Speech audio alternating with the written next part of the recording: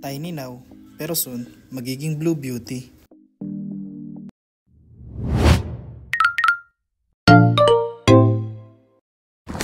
What's up mga ka-creator?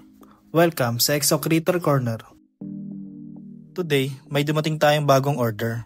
Samahan niyo ako mag-unbox. As you can see, safe and healthy naman sila upon arrival. Ayan pa nga at mabilis oh. Oo, saan ka pupunta? Pakilala muna natin ang ating bagong tarantula. Monocentrophus balporusling, also known as the Socotra Island Blue Baboon Tarantula. Set up muna tayo ng enclosure nila.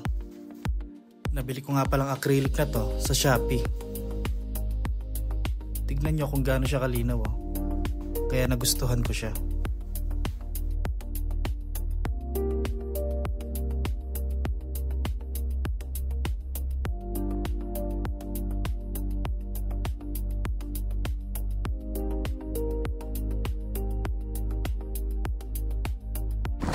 Ngayon naman, lalagyan natin ng butas yung taas na part ng bawat acrylic sheet.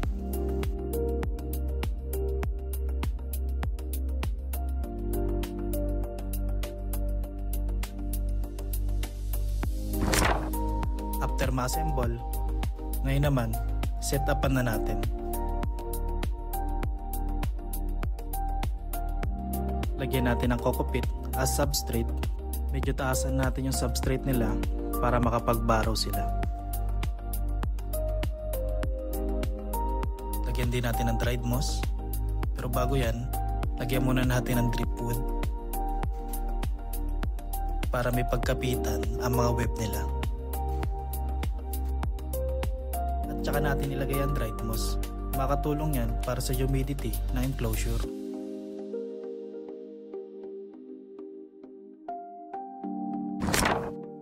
Ito na, tapos na.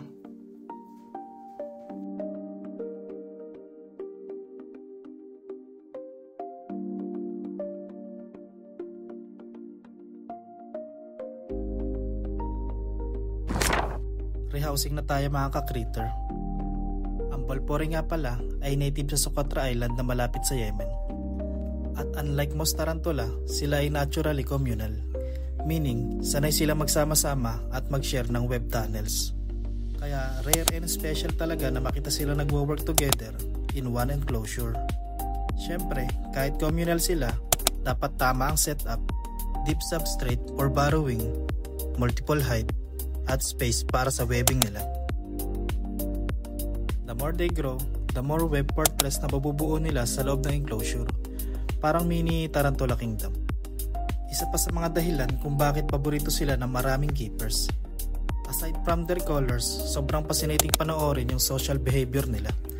Nag-share sila ng burrow, minsan nagkakasabay kumain, at madalas makikita mo silang nagtutulungan sa pagbuo ng web castle.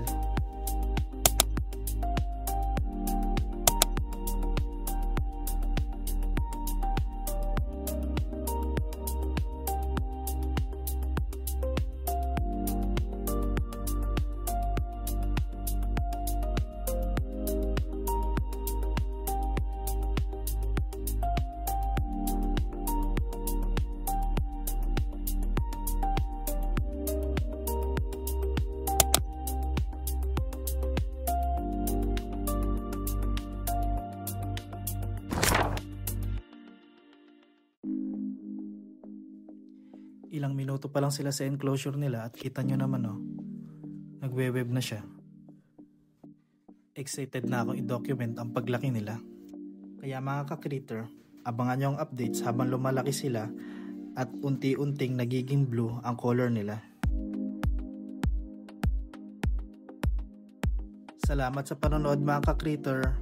Kita-kits ulit sa next creator picture natin dito lang sa Exo Creator Corner. Bye!